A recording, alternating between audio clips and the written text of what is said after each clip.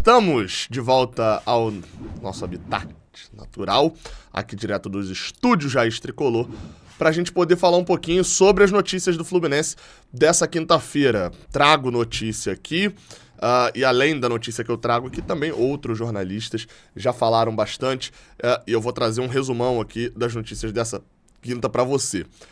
Vamos já direto para a informação. Eu, Gabriel Amaral, jornalista por formação e tricolor de coração, vamos para poder falar um pouquinho sobre ingressos. Fla-Flu, terça-feira. É o próximo. O Fluminense pega o Cuiabá no sábado, mas o próximo jogo grande, o próximo jogo maracanizável do Fluminense é o Fla-Flu na terça-feira, onde o mando é do Fluminense. O Fluminense acabou fazendo isso tudo numa sequência ali que eu não consegui gravar, né? Porque tava, enfim, questão do escândalo, e aí depois jogo contra o Cruzeiro e tal. Mas teve o seguinte, o GE. Globo divulgou que o Fluminense, abrindo só para sócios, a venda só para sócios do Fluminense ainda permanece até sábado. O público geral, né, os não sócios e os torcedores visitantes, no caso também do Flamengo, poderão comprar a partir de sábado, meio-dia. Só que 36 mil check-ins já foram feitos para o jogo contra o Flamengo. A gente ainda não sabe a carga total de ingressos. A gente, assim, dá pra...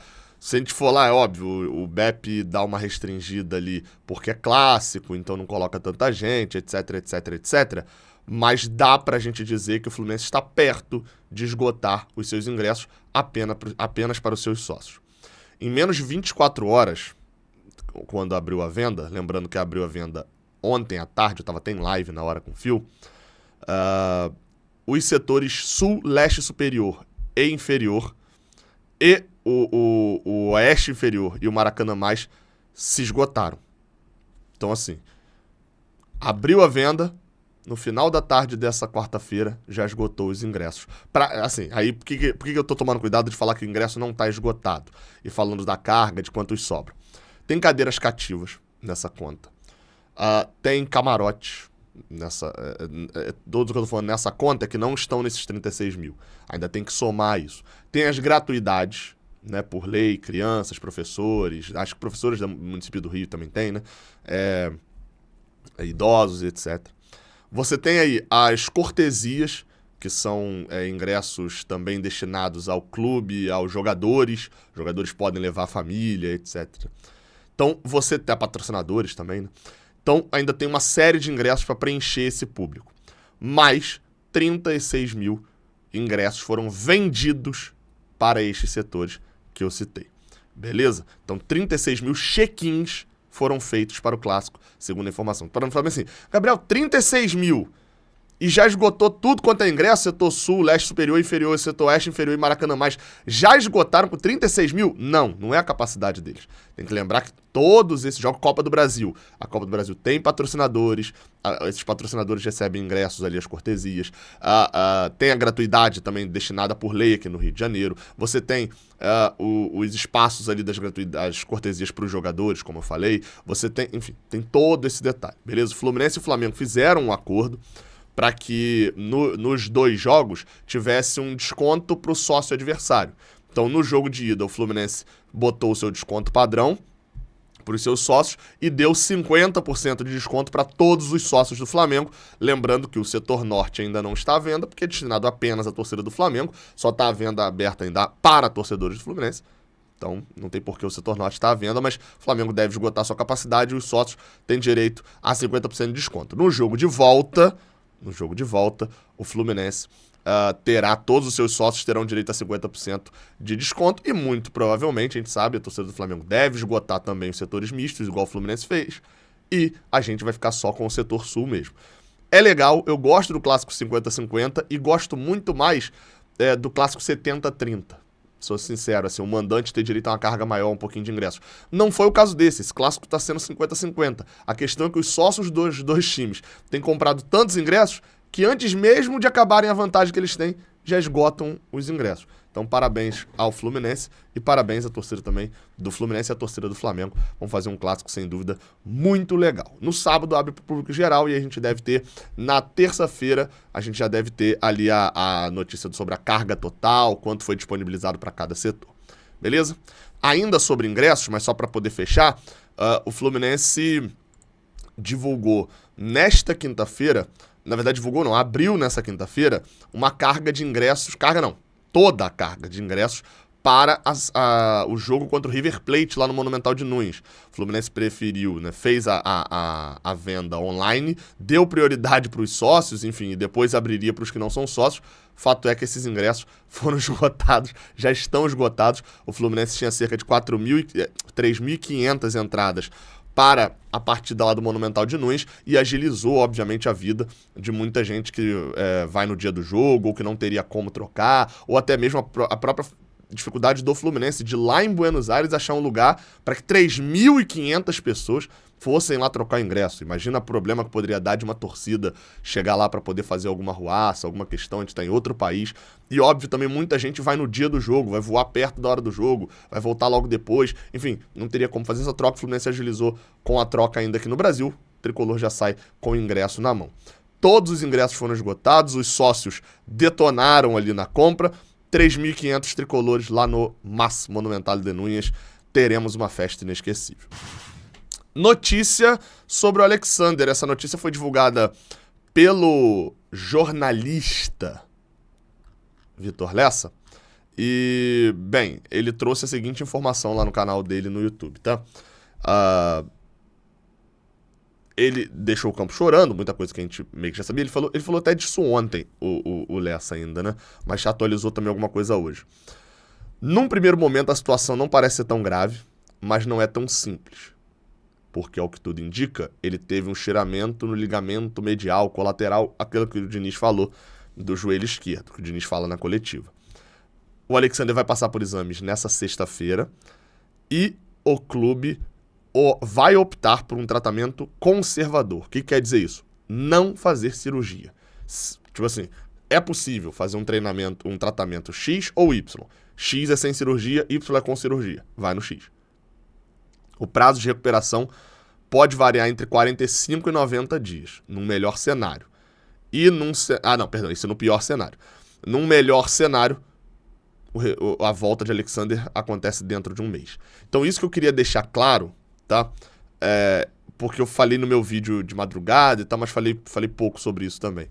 Eu não fui tão enfático, que é, quando o Diniz vai pra coletiva falar sobre Samuel Xavier, ele fala, não foi nada grave, já tá jogando aí de novo com a gente tá falando de uma lesão muscular. A lesão muscular grave, ela vai tirar o jogador de campo 45 dias, por aí. 2 meses, no máximo. Talvez uma muito, muito, muito grave, num jogador mais complicado, vai durar 3 meses. Então, a que não é grave, dura 2 semanas, 1 semana, por aí. Joelho. Quando a gente tá falando de coisa grave no joelho, a gente tá falando de romper ligamento. Ligamento cruzado anterior. Por exemplo, são 8, 9 meses sem o jogador entrar em campo. Então, quando a gente tá falando de coisa que não é grave no joelho, a gente tá falando de um mês. Tá falando pelo menos de um mês, de 35 dias, 40 dias. Então, esse é o caso. Alexander vai desfalcar o Fluminense. Provavelmente, se a gente fazendo o exame e vendo que é algo num cenário bom pro Fluminense, Alexander volta após a data FIFA. Se eu não me engano, é um jogo contra o Bahia ou contra o Atlético Mineiro, ali no finalzinho de junho. Voltaria por volta disso. Daqui a um mês começa a data FIFA, né? 12 de junho. Enfim, então isso obviamente chama a atenção também do time, que vai ter as suas dificuldades em relação aos retornos. A gente espera que o Martinelli volte nessa semana e espera também que em breve tenha mais jogadores dessa posição. Quem sabe surge um novo jogador aí, desponte uma qualidade no Edinho. A principal questão é justamente para terça-feira. Pro jogo contra o Cuiabá, o Fluminense terá à disposição para volância, o Thiago Santos. É o único volante, né, disponível exatamente. Porque o Felipe Melo é zagueiro, né, ele é volante, mas está como titular como zagueiro. Pode até atuar como volante também. E o Lima, ele não veio muito bem como volante Fluminense. Até joga ali também, mas não veio muito bem como volante. Vai ter uma dificuldade, mesmo se quiser montar o time titular, para montar esse time contra o Cuiabá, o Fernando Diniz. Já pro jogo contra o Flamengo na terça-feira é pior ainda. Que apesar do retorno do André, aí a gente não tem o banco, não tem o Thiago Santos, mas pode ter o retorno também do Martinelli. Fato é, vai precisar surgir um fato novo nessa história, porque a gente vai ficar sem Alexander por bastante tempo. E aí fica a nota triste, né? A gente lutou pro Alexander ficar. E esse seria justamente, acho que, o segundo jogo que ele estaria com a seleção sub-20. Mas, enfim, né? Não tinha como saber. Pra gente passar pro último assunto, que é a informação sobre o Vitor Mendes que eu trago aqui, até é relativamente curto, que a gente tá vendo algumas notícias circulando, enfim, desde a CBF falando que não vai paralisar o campeonato, muito provavelmente, a gente tá vendo jogadores sendo afastados, jogadores que foram consultados e ao dizer ele comprovaram para os clubes que, olha, eu não aceitei nada e etc. Enfim, a gente tá vendo uma série de notícias acontecendo que não tem exatamente a ver com o Fluminense. Há uma expectativa, e aqui eu não digo como se fosse algo bom, há uma expectativa que que no Brasil se revele nesse final de semana agora, mais alguns nomes e nomes mais graúdos, né? Algumas pessoas têm falado sobre isso. Eu até comentei na live do Canal 20 da possibilidade disso acontecer. Por exemplo, a gente sabe que o Fantástico vai vir com a super matéria.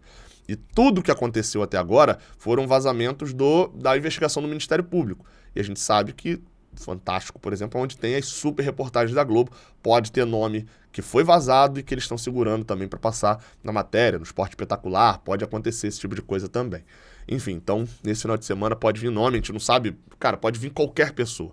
Dados os nomes que até agora, até discuti com o Fio, acho que até agora, o jogador mais conhecido pelo público do futebol, que eu chutei que foi o Nino Paraíba, porque é um cara que quase todo mundo conhece, assim, e tal, apesar de não ser um grande jogador. Talvez de proporção, no sentido de carreira e etc., talvez o Natan, que passou aqui pelo Fluminense, jogou só em clubes grandes, foi revelado no Atlético Paranaense, Seleção Brasileira, Atlético Mineiro, Santos, eu falei Santos, Fluminense e agora Grêmio. Então é um cara de proporção nacional também.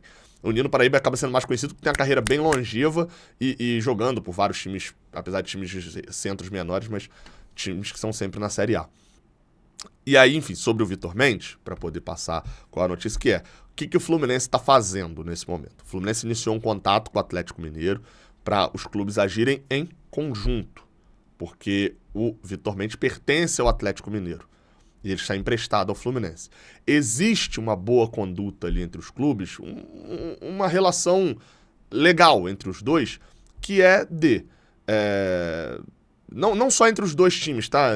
No geral, assim, por exemplo, você não pega empréstimo, se o jogador se lesionar, você não devolve o jogador para outro clube lesionado. Você acaba de fazer o tratamento e depois devolve. É uma política de boa vizinhança ali.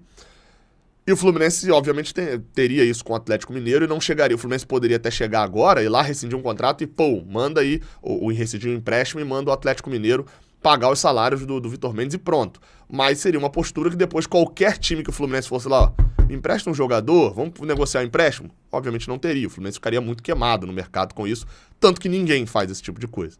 Então, a primeira coisa do Fluminense ele continuará no Fluminense, continuará treinando, mantendo sua forma física. Vamos lembrar, o Vitor Mendes não foi indiciado, não está preso, não foi condenado, nada disso. Ele é só um jogador que está passando por uma investigação, uma situação pública, e o Fluminense o afastou do treinamento do time normal, do time principal. Só isso que aconteceu até agora. E aí, qual que é a ação do Fluminense? Tendo mais situações, sendo divulgado alguma coisa que tem a ver direto com o Fluminense, sendo divulgado alguma coisa mais a fundo com o Vitor Mendes, outras medidas serão tomadas. Até agora, por exemplo, a gente viu poucos jogadores falando. A gente conseguiu, na verdade, aqui no Restricolor foi publicada as únicas falas de jogadores do Fluminense, ou de geral do Fluminense, falando sobre esse caso. Felipe Melo e Thiago Santos. Germancano foi perguntado, preferiu não falar, e o Fernando Diniz, quando foi fazer a pergunta para ele, a assessoria do Fluminense cortou. Então, nesse momento, só 2 falaram, quase ninguém falou, e a ordem interna também é de que se fale o mínimo possível. E sobre o Vitor Mendes, a conduta aparentemente é essa. Vai se esperar, ver o avançar das situações, né, de investigação contra ele, se ele vai virar réu, se ele vai ser não vai ser denunciado, como é que vai funcionar o negócio. E aí, a partir dessa decisão, o Fluminense vai decidir o que toma os rumos do Vitor Mendes aqui no Rio de Janeiro. E, claro, sempre em contato com o Atlético Mineiro, justamente porque é o time que detém ali o contrato assinado efetivamente com o Vitor Mendes. Então, o Fluminense está negociando em conjunto com o Atlético Mineiro, sempre em contato, justamente para que, vamos dizer que o Vitor Mendes tem a prova de que não aconteceu, né? Vamos lá, benefício da dúvida para todo mundo aqui, presunção de inocência. O Fluminense não perdeu um bom zagueiro, né? O Vitor Mendes vinha fazendo um bom ano, etc. E ponto 2, o Fluminense não agir de uma maneira não amistosa com o Atlético Mineiro e, com isso, ter um problema sério para futuras negociações. É isso. Amanhã tem resumão da rodada. Tamo junto. Até a próxima. Valeu.